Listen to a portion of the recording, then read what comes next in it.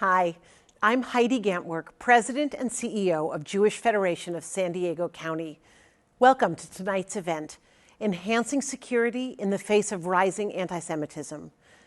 Undoubtedly, we wish we weren't gathering for this purpose, but we are glad that we have the capabilities, the partnerships, and the support to respond to the urgent need of this moment. We are also so thankful that Dr. Deborah Lipstadt has been confirmed as the State Department's anti-Semitism envoy. Our national partners at Jewish Federations of North America, JFNA, will work closely with her to combat anti-Semitism across the country. At Federation, we are working towards a vision of a vibrant, caring, connected, and enduring Jewish community.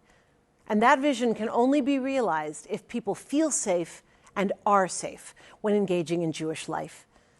By investing in our community's safety, we are taking steps to ensure that Jewish life in San Diego continues to thrive. Tonight, you'll hear from local leaders who have safeguarded their institutions thanks to Federation's resources and support.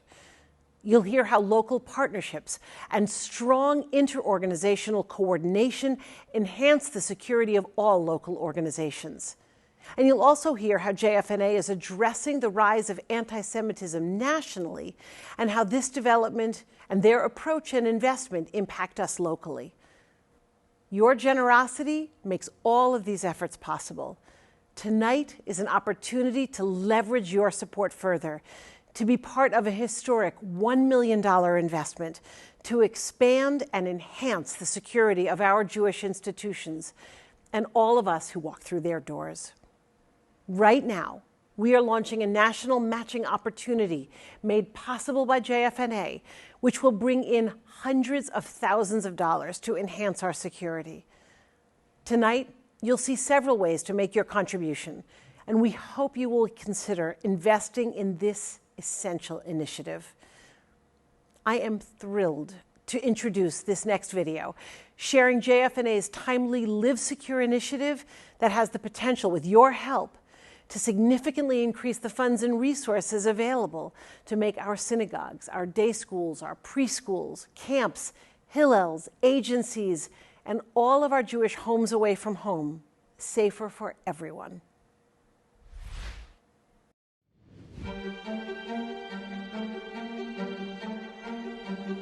In a bar once, this guy came up to me and said, "Oh, you f***ing Jew." I was posting about my fear of anti-Semitism skyrocketing, and I was deleted just for that, for just being afraid, knowing that Israel and the media would cause a spike in anti-Semitism. I woke up the next morning to a deluge of anti-Semitic hate mail and death threats.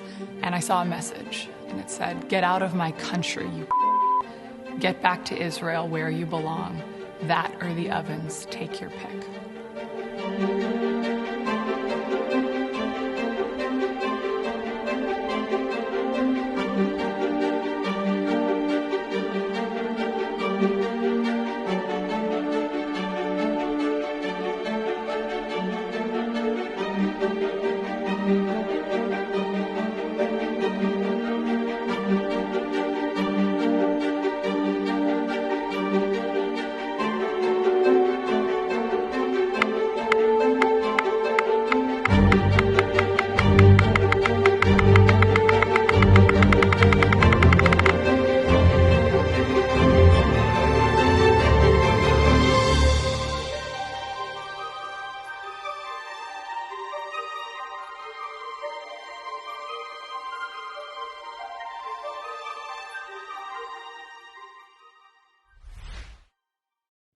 Hi, I'm Myra Geisner, Women's Philanthropy Board Campaign Chair and a board member of the Jewish Federation of San Diego County, and I'm thrilled to be here with you tonight. As you heard, Federation has a robust strategy to ensure our community's security. This strategy is already playing out locally, as Federation and ADL San Diego have partnered to support our ADL Jewish Community Security Director, Matt Brown. Take a look at the impact Matt is having on our local institutions where Jewish life and learning thrive. One of my roles at the school is overseeing security and safety, along with the team here on campus. And Matt Brown the community security director, is a vital resource to us here at the school. He serves on our security advisory committee.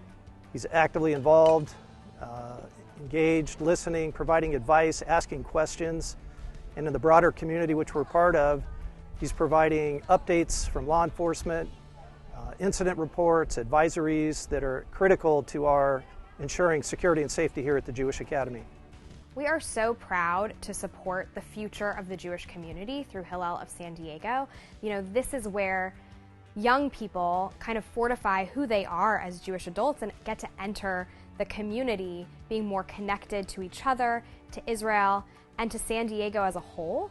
And we hold this responsibility as sacred and holy. It's been a practice of mine since I came on with the ADL to familiarize myself as much as possible with the community, which basically means making visits, if you will, to the different institutions to speak with the executive directors and anybody else who's got a role overseeing security or operationally making security happen, and familiarize myself with the facility, do a walk around with them, and then talk to them about funding of security, whether they have operational budget for it, if they've got donors, if they've ever applied for grants, and making sure if they haven't that they are familiar with the different state and federal grants that are available for nonprofit security grants.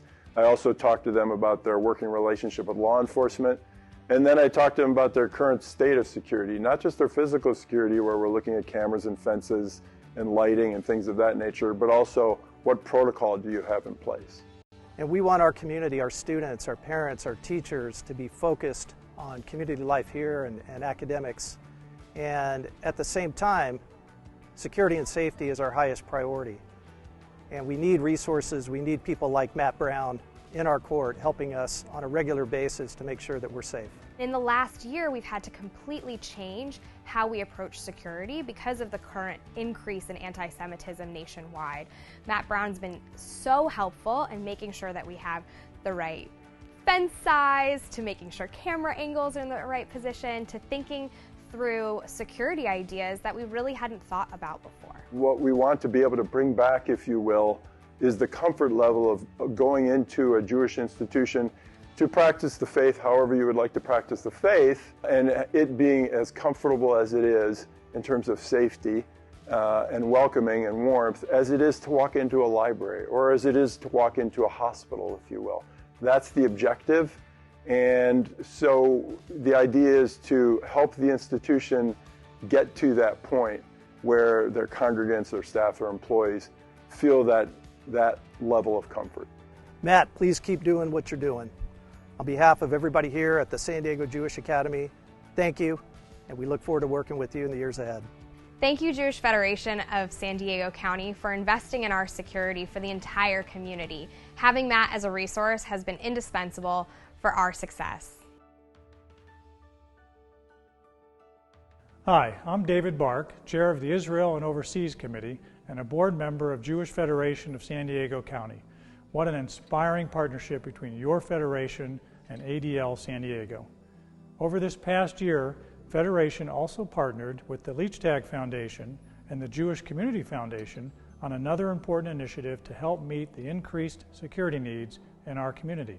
Together, they provided resources and supported a grant writer so local organizations could access tens of thousands of dollars in federal and state grants designated for nonprofit organization security enhancements.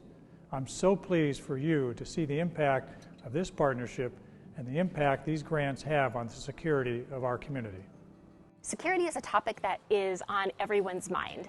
And it's hard, though, because the expenses that are aligned with security are so high. In 2019, the Jewish Community Foundation, Leachtag Foundation, and the Jewish Federation came together to help local organizations access funding for security infrastructure. The program was aimed at helping them build the capacity of their own organizations from within. Federation is the organization that looks at the big picture needs of our local Jewish community. With the rise of anti-Semitism, our safety and security has never been more important.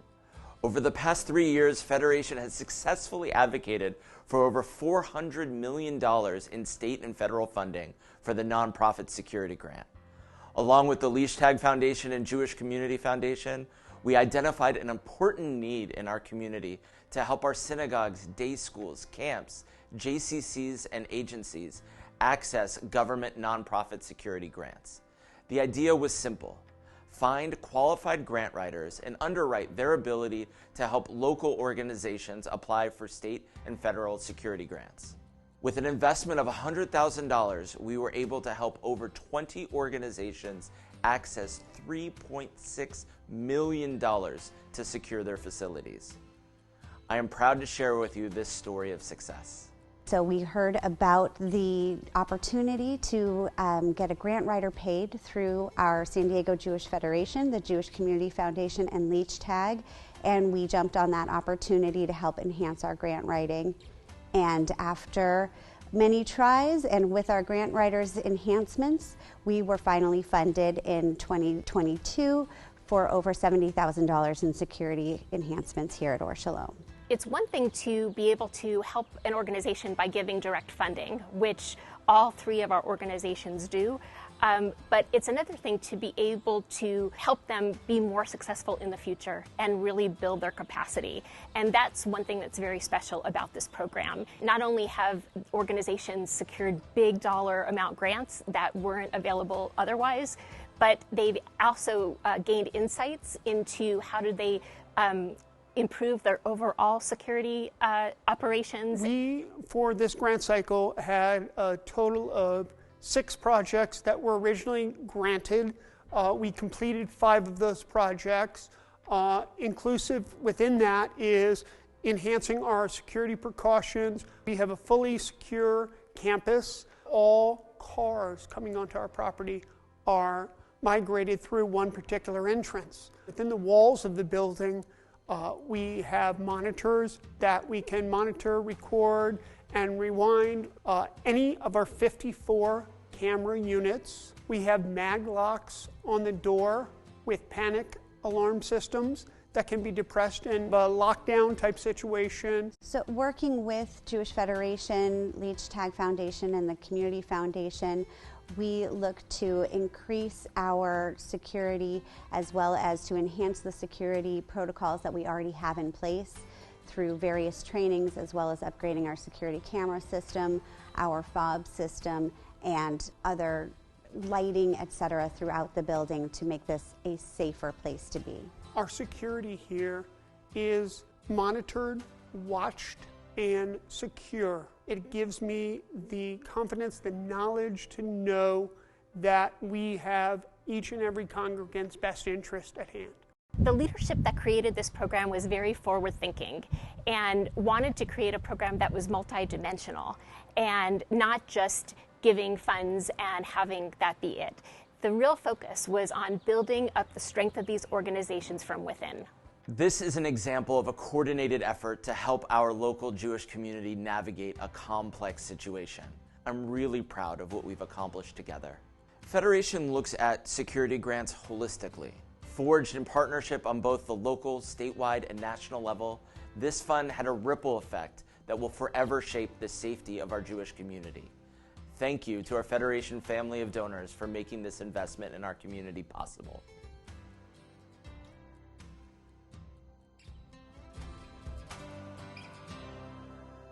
In addition to these incredible local efforts and initiatives, we want you to learn more about the Jewish community's national and regional strategy to combat anti-Semitism and enhance security. Serious threats require a serious response. Heidi Gantwerk recently sat down with top leadership from Jewish Federations of North America and Secure Community Network and ADL San Diego to discuss the national and local visions for enhanced security, how those visions intersect, and the role we all play in bringing those visions to fruition. Good evening, everybody. Federation has a vision for our community, a vision of a vibrant, caring, connected, and enduring Jewish community. We work every day to make that vision a reality, and it has become increasingly clear to us and to everyone watching this program that that vision is only possible if people feel safe and are safe participating in Jewish life and just living their everyday lives. being proudly Jewish, not being afraid to bring their children to a Jewish preschool, or wear their Magan David necklace on campus, or attend high holiday services with their friends and family. The need for safety and security is unfortunately a reality of all Jewish organizations today. If you're watching this program, it's because you understand that we all, as a community, need to take responsibility for and invest in the security of our entire community and our institutions. Sadly, we are living through a moment where acts of anti-Semitism and anti-Semitic violence are increasing at an alarming rate. Anyone who has served on staff or on the board of a Jewish institution knows this only too well. Do we put in a new playground at the preschool, or do we opt for the armed security guard? We choose the latter.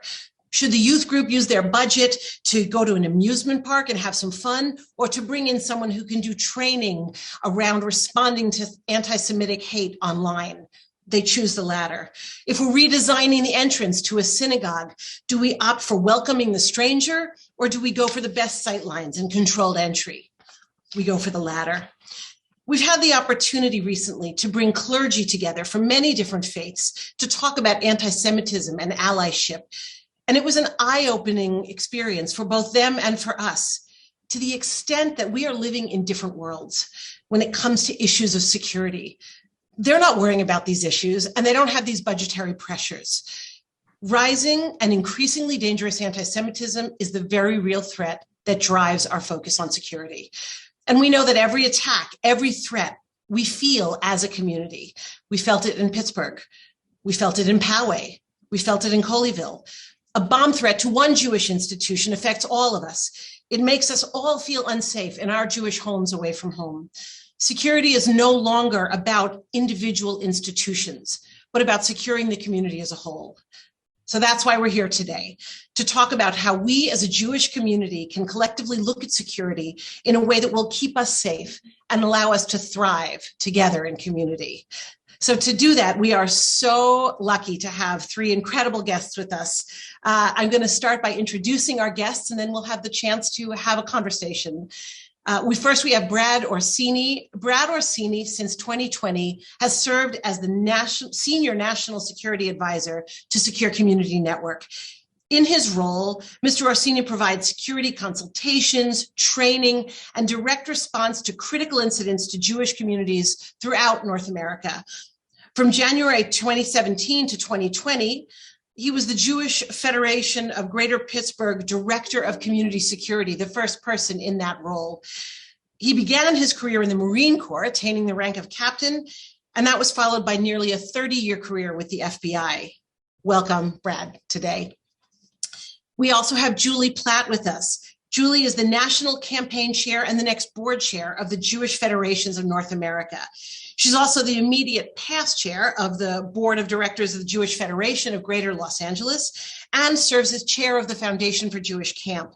Many of you watching will appreciate that Julie's lifelong connection with Jewish community began at Camp Ramah in Ojai. I'm guessing we have a lot of Camp Ramah alumni on the call today. And we are especially pleased to have Julie with us today as she is chairing the ambitious and essential Live Secure initiative for JFNA that we're going to hear more about in the next few minutes. And Tammy Gillies. Many of you know Tammy Gillies. Tammy has served as the regional director of the ADL here in San Diego and the surrounding areas for 15 years. Tammy has been on the front lines combating anti-Semitism in San Diego and has been at the forefront of planning for and ensuring community security throughout her tenure, including during the aftermath of the Poway shooting. She really is a leader here in San Diego and has much to share with us also about what we are seeing locally and the response that is necessary to combat and address anti-Semitism. So thank you all for being here today. Brad, if I may start with you. You were the Jewish Community Security Director in Pittsburgh during the Tree of Life synagogue shooting. What was it like to be the security director at that moment, and what was your specific role? Heidi, thank you. And thank you for having me on today. San Diego is one of my favorite cities in the world. I grew up in the Marine Corps at Camp Pendleton, so a little north of San Diego. So I used to spend a lot of time there. So I'm very happy to be with you all today. To talk about Tree of Life, I really think it's important to talk about just spend a moment talking about pre-attack preparedness. What actually happened prior to Tree of Life, because it would not make sense what we actually had planned for and did the day of. So I just want to spend a moment on that and why it's so important that we talk about preparedness. Quite honestly, preparedness is the only thing we have under our control as a community. So how well we train our community, how well we prepare our community, and how well we unify our security posture in our community really is going to pay dividends once we have an incident. So just in a nutshell, for those first 18 months prior to that, one of the things that was really important to me is an incredible awareness campaign to get our community to report all signs of hate, and through training and drill programs. So we spent that first year and a half, 135 separate training sessions for our community in Pittsburgh for over 6,000 members of our Jewish community in Pittsburgh, which included various training at the Tree of Life and the congregations that were housed in the Tree of Life. We also forged an incredible relationship with our law enforcement partners, to include the Pittsburgh PD, and most specifically the Pittsburgh PD. We started the initiative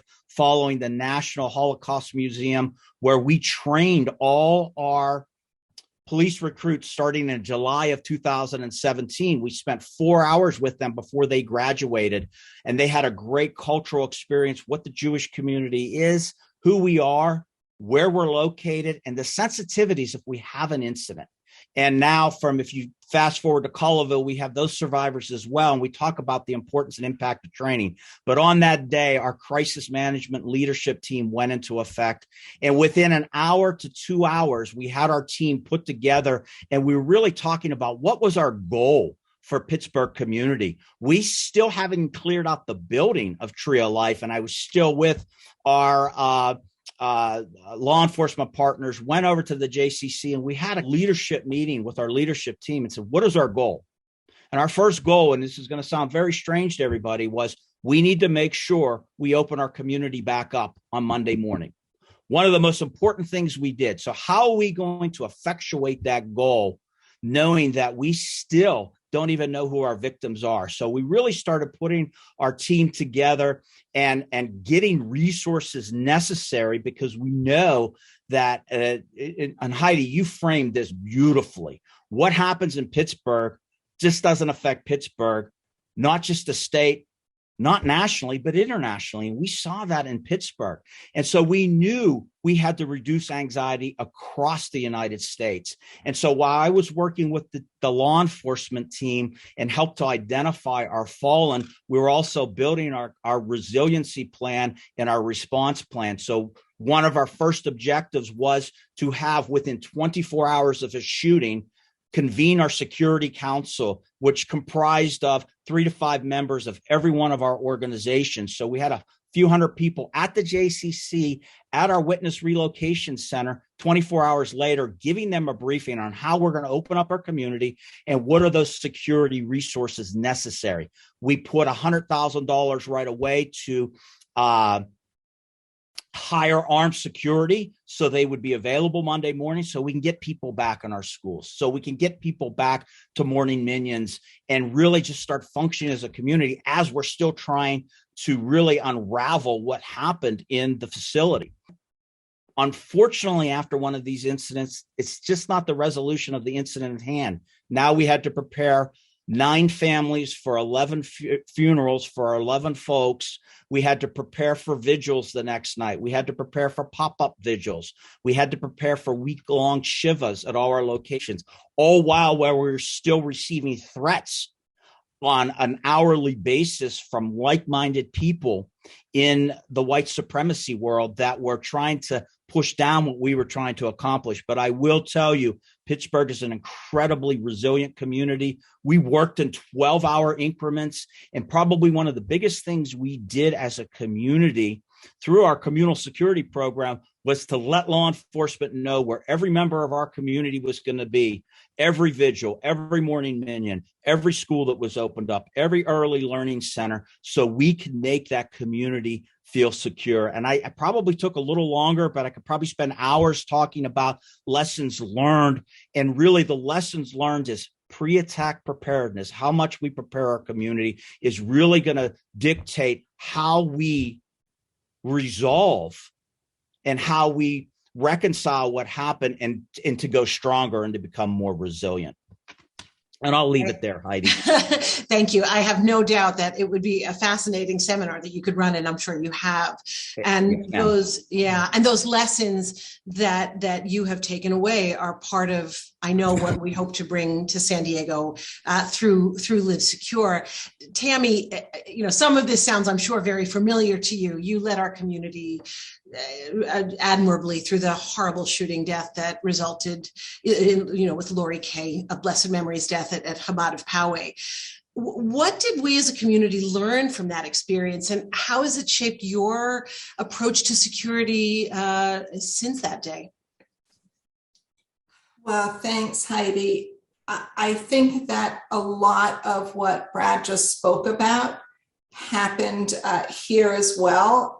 It was fortuitous that Federation, probably the week before the shooting, brought in the special agent in charge of the FBI from Pittsburgh to talk to our community. And one of the main things he talked about was rabbis having their cell phones on the bima on Shabbat.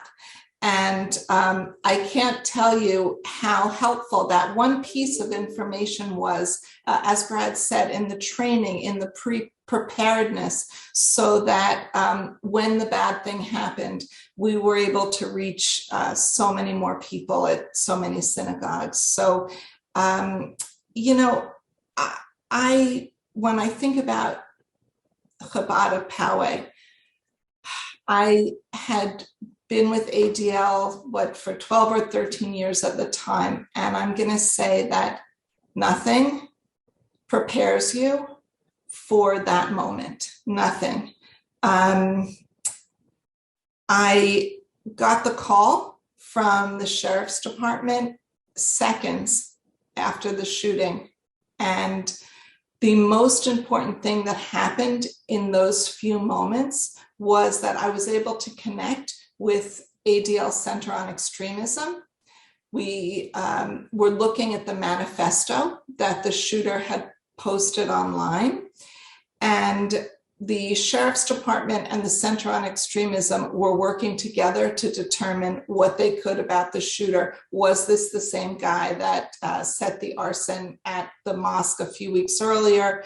Was this person potentially acting alone? A lot of information sharing, which is really key in those initial moments. I would say that another thing was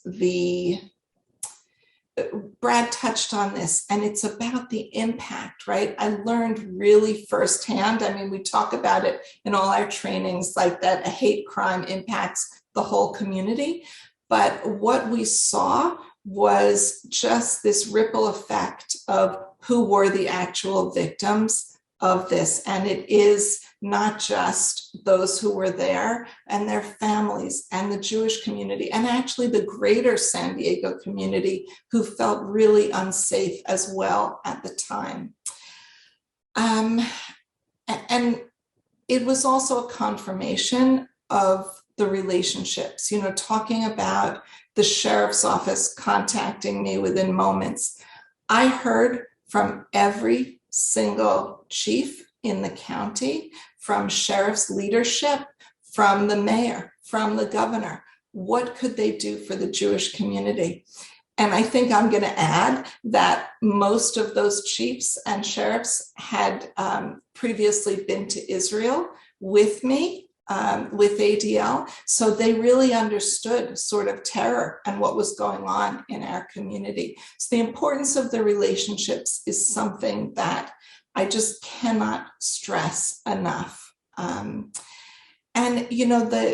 the evening of the shooting, Michael Jesser of blessed memory, he brought the whole community together on the phone, the leadership of the Jewish community, for ADL to give an update to share what was going on, to put people's minds at ease. We worked with Jewish Family Service that day of the shooting. They were there within an hour helping to support the victims. So I think I learned that it takes the whole community working together to build security, to build this team of looking at the community as a team and really working together. Thank you. And that's certainly Federation's goal, and partnering with the ADL and working with Live Secure, that this cannot happen in silos, that we must work together. And that is really part of why, Julie, you are here today. And obviously the two incidents that we've just talked about, Julie, are part of the reason that Live Secure has come about. Can you talk to us a little bit more about what Live Secure is for those who are not familiar with this initiative? Why now, and what JFNA is hoping to accomplish both nationally and on a local level with this program? Thank you, Heidi. Thank you so much for inviting me. And even more, thank you for shining this very bright light on Live Secure. I wish we were only about flourishing Jewish communities and flourishing Jewish life. But what we are very aware of is that can't happen if people don't feel safe. And that's the whole idea behind Live Secure. We think that the safety and security of the North American Jewish community is the most urgent and necessary response to the rise in anti-Semitism, and even more importantly, to the rise in Jewish flourishing communities. So JFNA, Jewish Federations of North America, in partnership with Brad's organization, Secure Community Network, and what I'll refer to as SCAN from here on out, launched Live Secure in 2021 because we knew that attacks like what they have just described in Pittsburgh, in Poway, and now in Colleyville were going to happen again. And we had to be sure that we did everything we could to make sure that every North American Jewish community felt safe. We knew we couldn't build out the entire system overnight. So we set about approaching this task with urgency, but with urgency with a plan over 3 years. The Live Secure campaign is intended to start community security initiatives in communities that don't have them, and to strengthen them in communities that already have some sort of operation working already. The idea of Live Secure is to extend the security umbrella of the Jewish community to every organization organized through its federation within 3 years. There are now close to 50 federations that have professionally trained community security directors. SCAN is the key element in what has happened already, in what we must model for all the remaining over 90 more communities across the federation system. And under the expert partnership with SCAN, these federations are developing or have developed but need to do better to have state-of-the-art security plans that cover every Jewish institution in their catchment area, including Jewish summer camps. So a shout out to my fellow Romanics. All of these need to be strengthened as the threats continue to grow. We have addressed both of these categories through Live Secure, through startup grants and through enhancement grants that can be applied for from every Jewish community like San Diego. They are intended to provide matching funds to jumpstart local campaigns, to make it possible for comprehensive community security initiatives. In many cases, smaller Jewish communities will be brought under the aegis of larger ones so that our Jewish institutions will be protected and every community will have access to a community security director. I'm incredibly grateful to say that we have recently moved to the second phase of Live Secure. Through the generosity of about 38 funders, we actually surpassed our goal in the National Fund. We had set a goal for $54 million. We've now gone over $60 million because everybody understands the vast need for security. So now we launch phase 2, which is where San Diego will have to ignite its Live Secure and Security campaign. The match is 2-to-1. The local campaigns, the local communities will raise $2, and this national pool will match it with $1. We are going to work with every federation to develop a plan to use the Live Secure funds, and we will do everything in our power, starting right now on this panel, to help you raise the money for that match. And I am at your disposal to do anything I can to make sure we utilize every dollar of this funding to maximize security across the continent. Thank you so much, Julie. And for those watching, obviously, we will give you information as to how to help support that match. We hope that as you watch this and you hear what these folks are saying, that you realize how important it is and how important it is for San Diego to unlock these funds to help improve our security overall and to continue to build on the good work that has already been done in this community. Brad, you're now working with SCAN, as we've heard. How is SCAN working with local communities to reinforce and strengthen security? I know that you have some pillars that the organization has described that are really important. Can you talk a little bit about that for us and share that with our viewers today? Absolutely. So our goal really is to build a conscious culture of security for our entire community, not just our organizations, but for every individual. But we start at the community level, and we do that through the strength of the Federation. So all our communal security programs are run through our Federation partners. So if you've never heard of SCN, that's probably why, because we use the strength of the Federation to convene that holistic, all hazards approach to our communal security program. And it's really driven by three things. And it's that first pillar is an assessment of our community. And what do I mean by that? We assess our entire community, our brick and mortar facilities, our organizations that are housed in our facilities. And it starts with our threat and vulnerability assessments, where we go in and do soup to nuts, really question and look at target hardening, looking at emergency response procedures, access control procedures, and that's through the assessment phase. A lot of our community is very well aware of they need an assessment to get the non-security profit grant. However, we look at it a lot differently. We look at the assessment for each of our individual organizations, and then as the community, the driving factor on how we do that layered holistic approach through those assessments, and we develop those good sound policies. That second pillar is that training and drill program. So now then we organize and develop a robust training module for the community, for all our organizations, and for individuals that just want to come to learn everyday life skills. Tammy talked about the training with Rabbi Myers at the Tree of Life. This was 7 weeks prior to the incident, and we had that fundamental debate. Rabbi, what if somebody walks in here with an AR-15? You don't have your cell phone anymore. And he changed his philosophy after I did the training with him, and thank goodness he did that.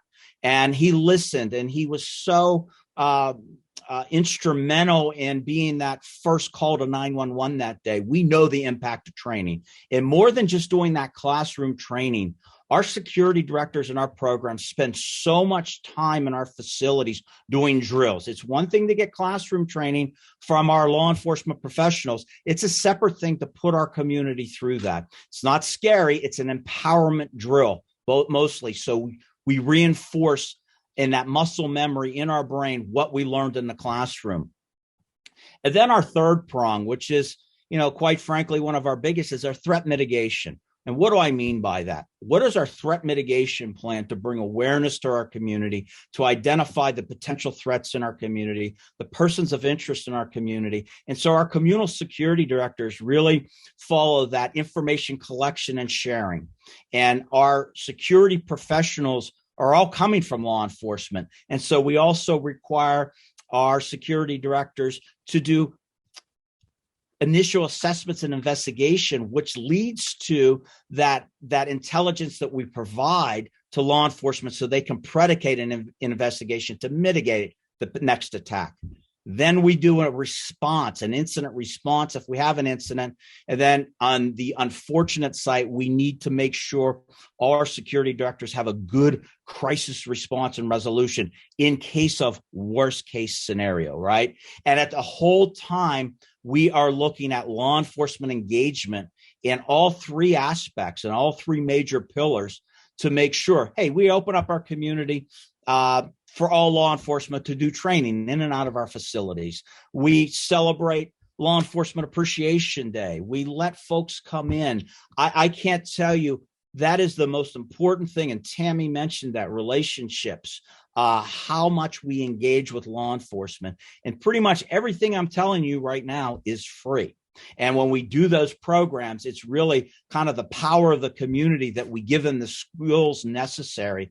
And so the model that we had in Pittsburgh is basically, we call it the Pittsburgh model. And every one of our new security directors that we hire will go through what's that model look like and what are the pillars. And that's the same thing we would love to have the opportunity in San Diego to bring to San Diego as well, and just to continue building on what the program already has built over the years, and just really having that one person that is the central convener for security, because we know our community is all thinking about security, but we want to unify every one of our facilities. So if we're at the JCC in San Diego, or we're going back to the Chabad and Poway, that we're all training the same way, that we have similar access control procedures, that we are really educating our community from the smallest member up to our senior citizens, standardized procedures, so we can really effectuate a good program. And we are so looking forward to spending time with you, Heidi, and the San Diego community. Thank you. Thank you, Brett. And the good news is you get to build on some really good work that's already happening here. And we have, and I want to just mention to the folks watching now that we have been really happy to be in partnership with the ADL for the last several years. We do have Matt Brown, who is our community security director. You're seeing a little bit about him as well today, and being introduced to him as part of this program. And those relationships with law enforcement, there is more to be done as a community, and we really look forward to working with you all to bring that in.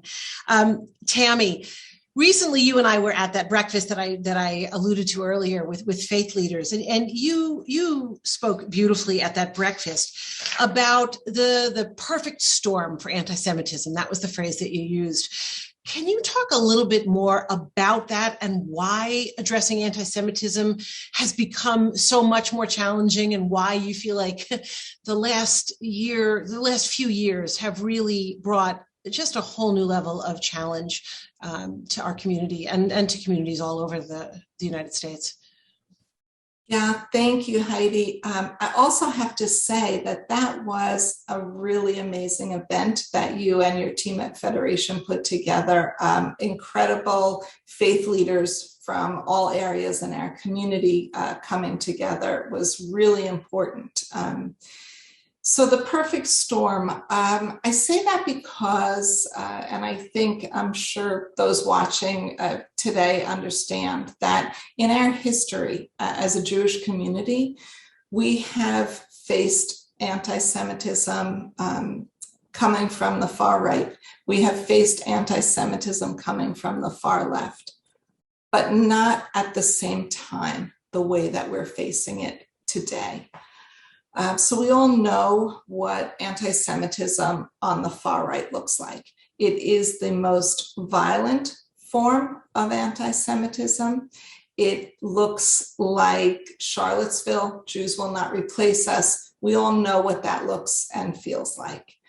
But we're also seeing anti-Semitism on the far left that should not be discounted, because this type of anti-Semitism not only pushes the Jewish community out of the social justice circles that we've always been in, but it is insidious and it incites people. And we are concerned, and we saw that through last May with the Israel-Hamas war, The incitement online led to actual physical violence. The language, the ugly rhetoric around Israel, that is very dangerous. So that sort of perfect storm, sadly, of anti-Semitism is hitting us now.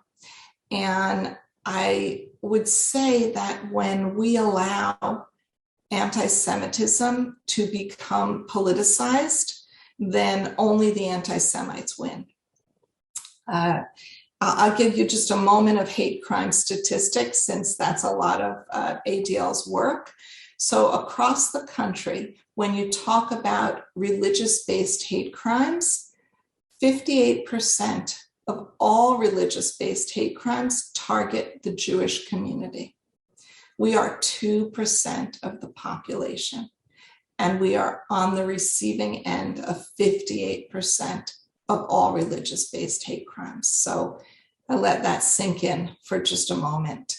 And you know, a lot of people ask me, why does ADL call out every time, you know, somebody uses anti-Semitic rhetoric, whether it's Holocaust analogies or, you know, from the right, from the left, we call it out.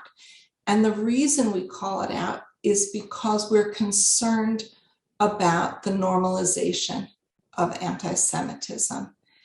And if you ask me what keeps me up at night, it's that. It's the normalization of anti-Semitism. And we just cannot allow that, right? We've all seen that movie. We know how it ends.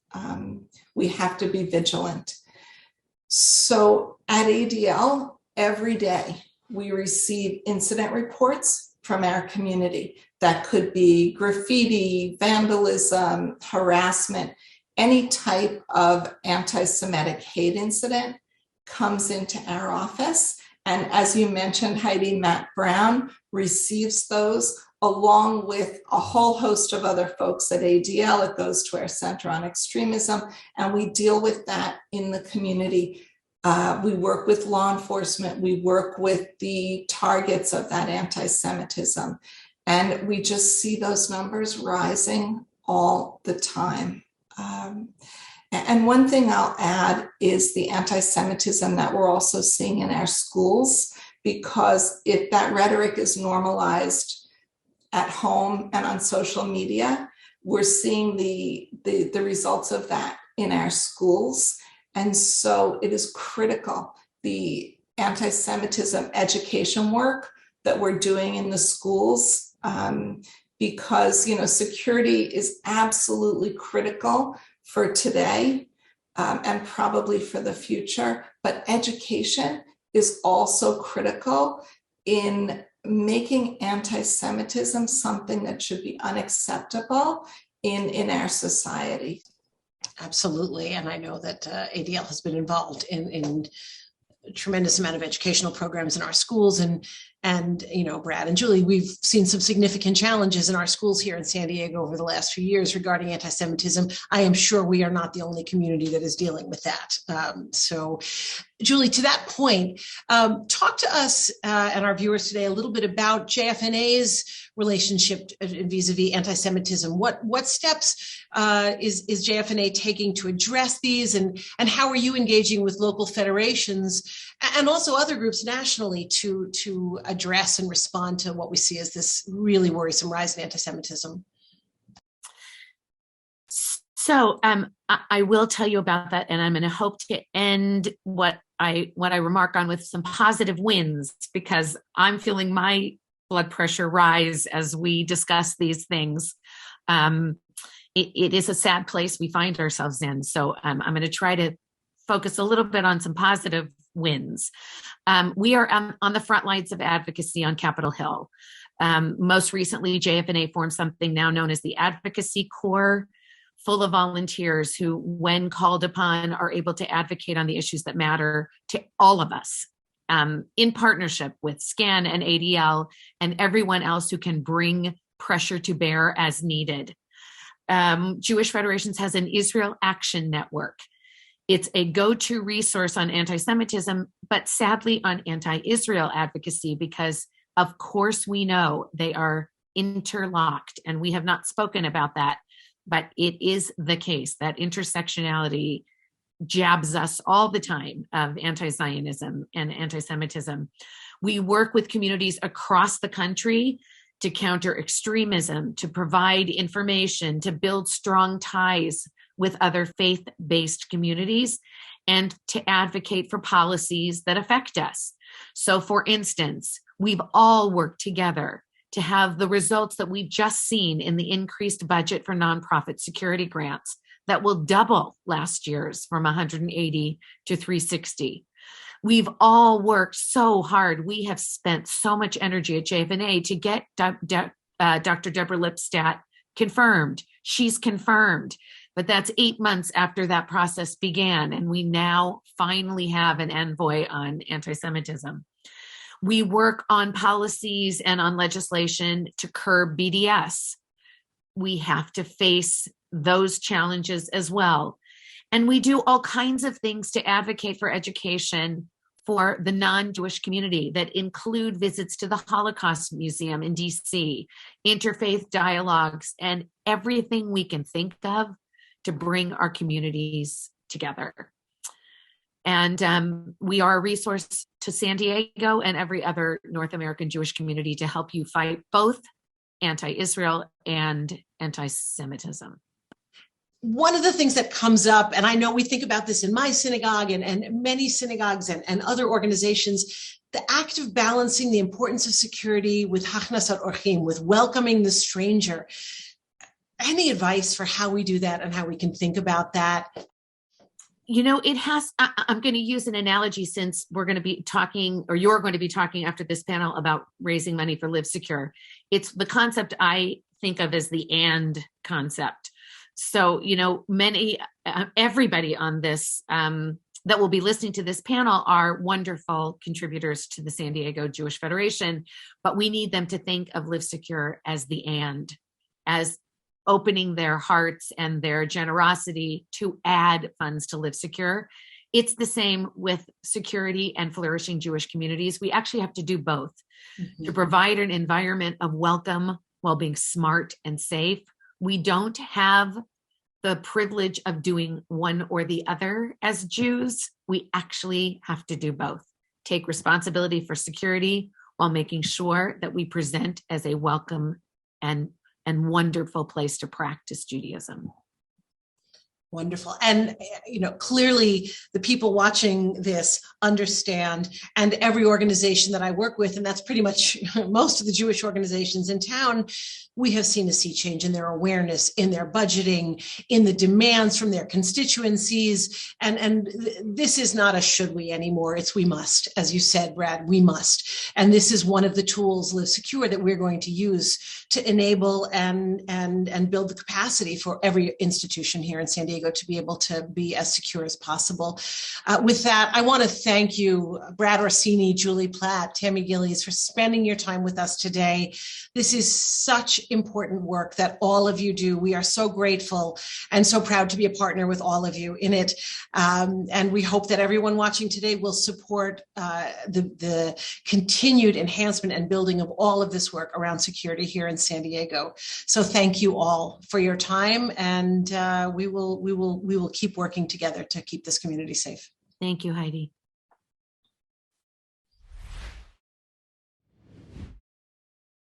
Good evening. I'm Jack Maisel, Board Chair of our Jewish Federation. Thank you again for your support and for being part of this important night. As you saw and as you experience, it is essential for us to be a community that is safe, secure, and welcoming to all who wish to engage in Jewish life. We believe all synagogues, day schools, agencies, and organizations should have access to information and resources that enable them to be proactive in their security decision making. Additionally, we are committed to joining together in a community-wide network with communication systems and protocols that enable the urgent sharing of real-time information in case, God forbid, any risks or incidents affect our community. I hope you found tonight as powerful as I did. What a statement, what a commitment by so many local and national leaders coming together for such an important cause, one that is integral to our vibrant local Jewish life. For us to thrive, we need to live secure in our Jewish community. Federation's goal is to keep our San Diego community safe and secure now and always. Your contribution is an integral part of the solution. And I'm so happy and grateful that all new and increased gifts are eligible for the special matching opportunity from Jewish Federations of North America's Live Secure initiative. We are a community united in this vital effort. Together, we are rising to meet the needs of our times. I urge you to join me in providing this support and thank you in advance for doing so. To give, please go to jewishinsandiego.org/security. Thank you and good night.